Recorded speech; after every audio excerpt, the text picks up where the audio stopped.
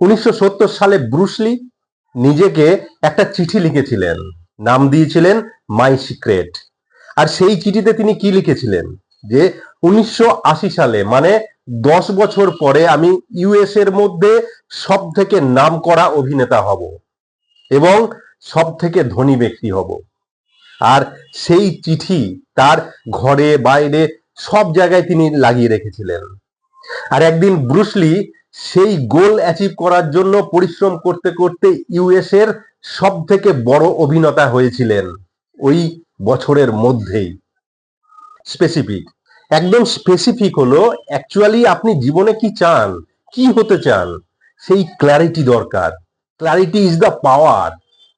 Clarity, স্বচ্ছতা না থাকলে আপনি এগোবেন কিভাবে?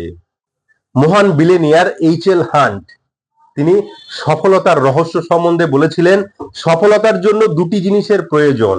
আপনাকে পাক্কা জানা দরকার যে আপনি লাইফে কি চান, কারণ ম্যাক্সিমাম লোকই জানে না যে তার জীবনে কি চাই। দুই, আপনার লক্ষ্যে পৌঁছানোর জন্য আপনি কি মূল্য দিতে রাজি আছেন, আর সেই মূল্য খরচার জন্য আপনাকে লেগে পড়তে হবে।